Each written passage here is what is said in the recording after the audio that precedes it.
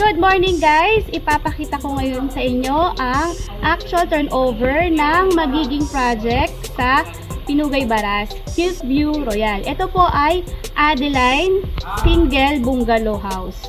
Okay po, tignan natin yung loob. So dito guys, malaki po yung harapan niya, yung facade. So yung area po niya, ito po, almost 1 meter po ito. Hanggang doon po sa garden. Diretso po. Tapos dito naman, so ito naman pong gilid. Meron din pong extra lot dito sa gilid. Papunta doon sa dirty kitchen.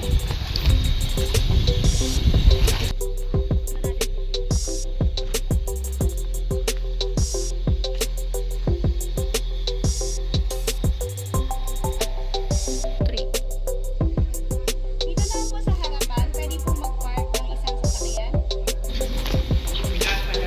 Pasok po tayo.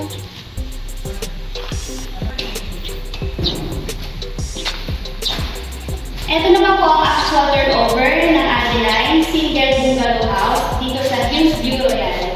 So as you can see there, kahit po ang tawag dito, wala siyang tiles, walang paint, walang ceiling. Yan. Pero may mga ready na pong electrical wires. At saka mga outlet. So ang CR lang po may tiles.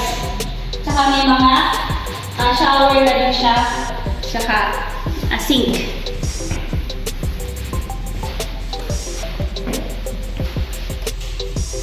And ito naman ang ating kitchen. Meron na siyang countertop tiles and sink. Meron na siyang ready na salad. Sa tabi ng kitchen, merong door going to backyard na pwede nyo naman gawing dirty kitchen or lanay.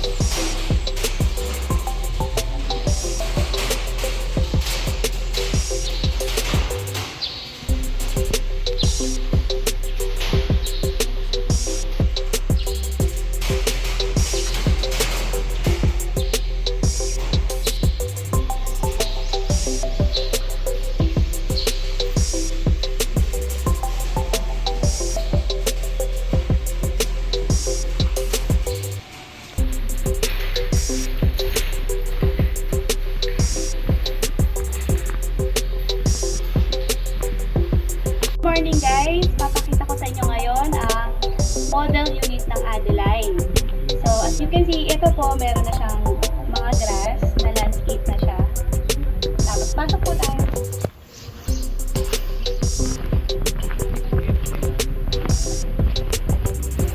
So sa living room, kasya po ang sofa and malaking table.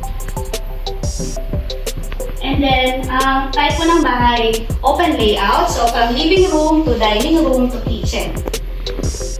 As you can see, kasya naman po ang 4-seater na table. At, nandito po ang ating CR.